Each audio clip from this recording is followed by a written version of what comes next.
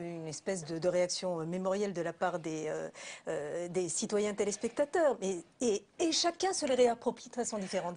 Vous évoquiez tout à l'heure la rythmique d'Hollande. Hein. Il aime bien, effectivement, on l'avait vu avec le mois président. Et là, on a trop de ruptures, trop de blessures, trop de fractures, trop de... Je ne sais plus quel était le quatrième terme employé. Trop de coupures. Donc, il y a le mot, et puis il est inséré dans une série différente. Et là, ce qui est intéressant aussi, c'est le langage du corps, finalement. Avec la coupure, avec la fracture, avec, je ne sais plus quel était l'autre terme, la blessure. La blessure.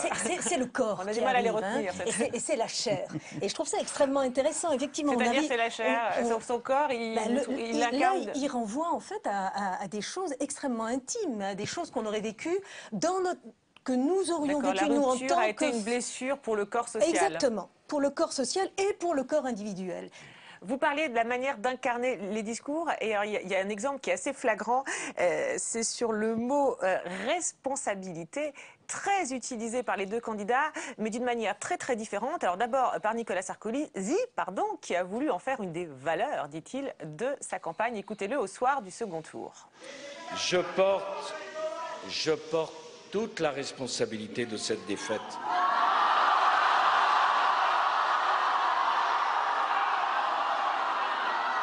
Je vais vous dire pourquoi. Je me suis battu sur la valeur de responsabilité et je ne suis pas un homme qui n'assume pas ses responsabilités. Jamais. Je suis le président. J'étais le chef. Et quand il y a une défaite, c'est le numéro 1 qui en porte la première responsabilité. Il me faut en tirer toutes les conséquences. Je vous demande de m'écouter parce que rien de ce que j'ai dit dans cette campagne n'était factice. Quand j'ai parlé de vous, quand j'ai parlé de la France, et quand, à de très brèves occasions, j'ai parlé de moi. Je me suis battu, dit-il, sur la valeur de responsabilité. Alors là, pour le coup, très présente dans sa bouche pendant toute la campagne, mais ça n'empêche pas François Hollande de réutiliser ce mot aussi également et énormément, notamment dans les premières déclarations après son élection. Regardez. Mais cette émotion doit être celle de la fierté, de la dignité, de la responsabilité. C'est aussi une responsabilité qui arrive et qui est lourde, avec des tâches qui nous attendent rapidement. Donc il y a à la fois beaucoup de joie, beaucoup de bonheur, beaucoup de fierté et en même temps l'appréhension de prendre des responsabilités immenses à un moment particulièrement difficile pour le pays. Président encore en exercice, président élu, qui va prendre ses responsabilités le 15 mai. Nous devions être l'un et l'autre présents à cette cérémonie. Alors d'abord, sur la manière de dire, nous, en écoutant les extraits, ce qui nous a frappé, c'est qu'on avait l'impression que François Hollande oppose l'émotion, la joie à la responsabilité, alors que Nicolas Sarkozy, finalement, mêle les deux. Alors, je ne sais pas si c'est comme ça que vous avez vu les choses, Marlène Comonguli, en termes de communication. Alors moi, il y a deux choses qui me frappent. D'abord, l'emploi du terme au singulier, la responsabilité. Et effectivement, Nicolas Sarkozy, dans l'extrait que vous venez de passer, parle de toute la responsabilité. Donc, c'est quelque chose de lourd, de global qu'il assume. Et puis, il y a les responsabilités. Et dans le dernier extrait qu'on vient d'entendre de François Hollande, il dit effectivement qu'il va prendre ses responsabilités et les responsabilités. Donc on a d'un côté quelque chose de global et finalement d'assez abstrait, la responsabilité, et de l'autre côté quelque chose de beaucoup plus concret. Hein. Le pluriel renvoie toujours à des choses qui sont identifiées de façon concrète. Donc ça c'est un premier point. Et le deuxième point, c'est effectivement l'insertion du terme responsabilité dans une série, dans le deuxième extrait que vous nous avez passé, le discours de Tulle, hein, d'une certaine façon, le soir de la victoire. Le soir de la victoire, où on a d'abord un bloc, disons, qui est identifié de façon positive, hein, la joie, l'émotion, etc., etc. Et puis la responsabilité qui apparaît plutôt connotée de façon, alors sinon négative, du moins dans un aspect un peu plus pesant. Ouais, ça va pas être drôle tous les jours. Il y a la joie de la victoire, mais il y a la crise. Quand il dit responsabilité, on entend crise. Exactement, tout à fait. Et alors, ce qui est intéressant, ce que vous disiez, effectivement, dans l'idée de triangulation, il y a prendre le thème de l'adversaire pour l'assécher et puis lui enlever des arguments. Là, ce qui est intéressant de voir, c'est de voir que François Hollande utilise ce terme après la victoire. Hein, il le reprend, il l'utilise, nous on trouve quand même énormément, il le répète parfois jusqu'à 3 ou 4 fois dans la même phrase, on l'a entendu, qui était effectivement un des mots phares de la campagne de Nicolas Sarkozy. Vous avez une petite idée du pourquoi? Et puis Paul Bacot également? Non, simplement François Hollande, on le sait, avait ce déficit éventuel de crédibilité ou de responsabilité à l'échelle nationale, internationale. Et donc je crois que dès son élection, il a voulu montrer qu'il était tout à fait digne de sa fonction et tout autant que Nicolas Sarkozy. Mais ce terme de responsabilité, alors là, c'est moi qui apporterai une nuance. C'est vrai que c'est un terme qui est très utilisé. Je crois qu'on a recensé que tous les présidents de la Ve République, le lendemain de leur élection, ont utilisé ce terme pour montrer la gravité. Oui, bien sûr. Et bon, ça, il faut le rapprocher un petit peu avec nos institutions et avec cette Ve République très présidentielle où le président élu se trouve incarné des destinées de la nation mais enfin, et de François toute la Hollande, quand même, il ne responsabilité. prend pas ses fonctions, il prend ses responsabilités. On dirait que ce mot, maintenant, en remplace une série d'autres. Un petit mot, Paul Bacot. Oui, le discours de la mutualité là, permet à Nicolas Sarkozy de faire deux choses. D'une part, de remettre en scène une nouvelle fois le fait qu'il est le chef, sa conception de la présidence de la République, sa conception de la vie politique. Il est le chef, donc un chef, c'est la responsabilité. C'est le capitaine qui ne quitte pas le navire avant que tous les passagers soient descendus. Il insiste bien sur le côté finalement C'est pas un capitaine de expiatoire. pédalo. Voilà. Et puis c'est l'un des mots fétiches de la droite traditionnellement, quoi. La responsabilité. Nous sommes responsables de ce que nous sommes, avec tout ce que ça implique. Ceux qui sont sous assistanat sont d'une certaine façon responsables de l'assistanat. Vous disiez tous les présidents, certes, mais de droite peut-être, justement, Damon Maillard, ceux qui ont utilisé ce mot peut-être beaucoup. Non, mais la distinction, je crois qu'elle est, même si elle n'est pas toujours clairement visible, entre responsabilité au singulier et au pluriel. Vous disiez que c'est effectivement un terme de la droite et un mot effectivement qu'on peut opposer à l'assistanat, donc on est dans le registre de la droite. Là, en faisant ça, finalement, Nicolas Sarkozy, qui a parfois un peu malmené les valeurs de la droite, là, vous trouvez, cherche à se réconcilier complètement avec les valeurs de son camp, parce qu'on a l'impression d'ailleurs qu'il parle à son camp, qu'il parle à ses militants, vraiment à eux, plus qu'à tous les Français dans cette allocution.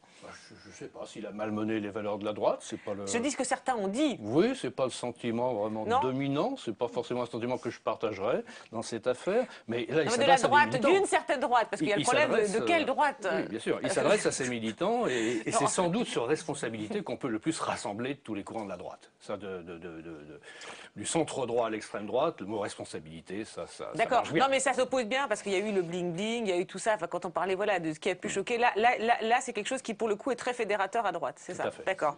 Alors on a beaucoup parlé des emprunts là, depuis le début de l'émission de François Hollande à Nicolas Sarkozy, mais ça a aussi marché dans l'autre sens avec un concept très fort du hollandisme, l'homme normal. On l'écoute d'abord dans la bouche de son concepteur, François Hollande. La dernière fois que je suis venu rencontrer les lecteurs du Parisien, je suis venu en scooter. Et il y a eu une polémique en disant quand même, est-ce qu'un candidat à l'élection présidentielle peut se déplacer en scooter? Ça m'a surpris. Pourquoi? Ce mode de déplacement serait-il infamant? Serait-il finalement tellement ordinaire qu'il déconsidérait celui qui utilise ce véhicule? Que je prends moi pour des raisons de sécurité, m'a-t-on dit. Mais ça me coûte. Franchement, ça me coûte. Moi, je serais arrivé encore plus en avance ou moins en retard si je l'avais utilisé. J'ai dit que je voulais être un candidat normal. Qu'est-ce que j'ai voulu dire par cette expression?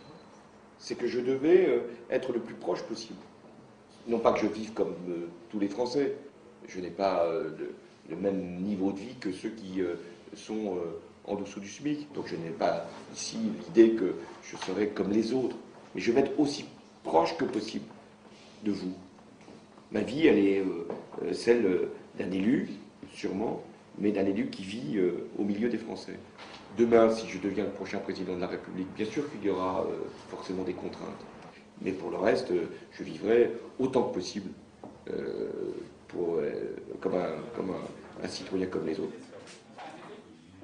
On l'a dit et répété, hein, François Hollande a mis au point ce concept d'homme normal, évidemment parce que ça lui correspondait, mais aussi pour se démarquer de Nicolas Sarkozy pendant cette campagne. Mais surprise, pendant cette campagne, eh bien, Nicolas Sarkozy lui aussi se transforme en homme normal. Écoutez-le.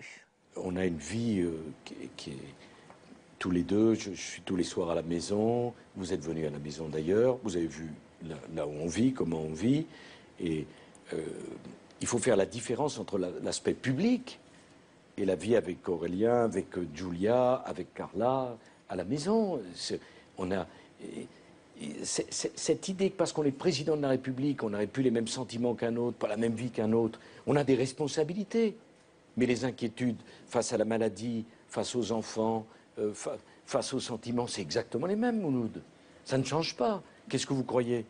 Et quand Carla et moi on s'est rencontrés, on est tombés amoureux comme un homme et une femme. Et ce n'était pas la question de... Je ne l'avais jamais rencontrée avant, et elle non plus. Ce n'était pas la question du président ou la question de la chanteuse, c'est de personnes et qui font un projet ensemble, sentimental, qui font un enfant, et ça n'a rien à voir avec le reste. C'est à la fois beau et totalement banal. Moi, je me retrouve... Que quelqu'un qui nous regarde tombe amoureux, la personne est unique, peu importe ce qu'il fait. Alors, il ne dit pas normal au début, mais enfin on l'entend très fort, hein. Il est sur le bout des lèvres, et puis finalement il finit par dire banal. Mais enfin on voit bien qu'il est, du moins nous a-t-il semblé, d'un bon meilleur sur ce thème du hollandisme. Alors est-ce que là, vous sentez aussi la triangulation?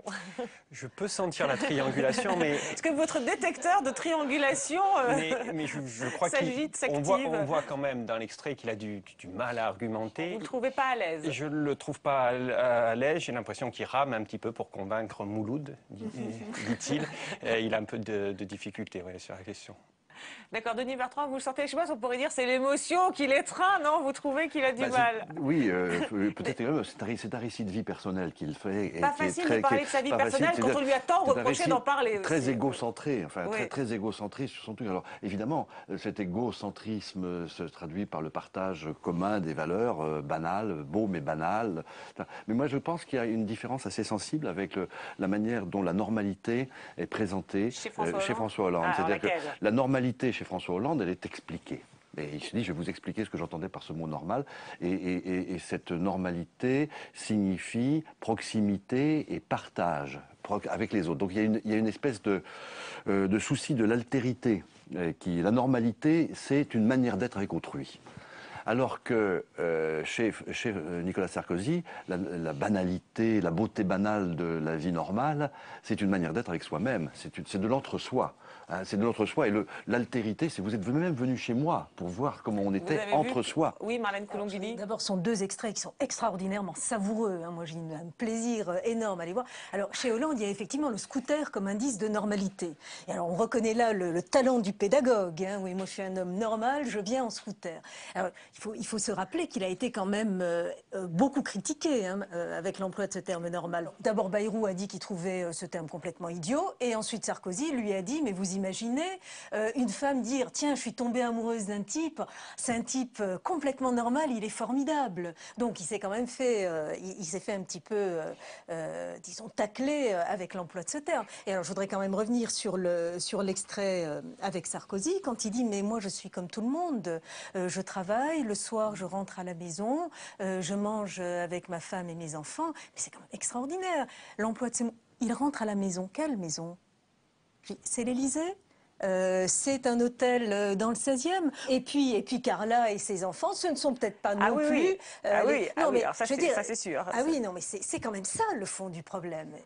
Bien sûr, oui, il entretient un flou. D'ailleurs, c'est ça qui est intéressant. C'est peut-être pour ça qu'il n'est pas à l'aise, parce que dire et jusqu'où décrire ma réalité sans choquer les téléspectateurs. Ah non, oui. Oui, il y a deux normalités dans cette affaire. Il y a la normalité de la personne et puis il y a la normalité dans l'exercice de la fonction. La normalité de la personne, c'est le dilemme traditionnel, le paradoxe habituel de la représentation. Il faut être représentatif, donc ressembler à ceux que l'on représente, mais en même temps être différent, sinon on ne serait pas représentant, on serait représenté. Donc ça, on tourne toujours autour de cela, de mille et une façons. Là, on voit comment M. Sarkozy essaye de se montrer cette proximité en utilisant des mots qui sont quand même inhabituels dans la bouche d'un président de la République en exercice. Hein. Tomber amoureux, faire un enfant, enfin, c'est quand même pas très courant. Et puis il y a la normalité dans l'exercice de la fonction. Et ça, c'est toute la pré-campagne, notamment de François Hollande, disant rien n'a été normal dans ce quinquennat.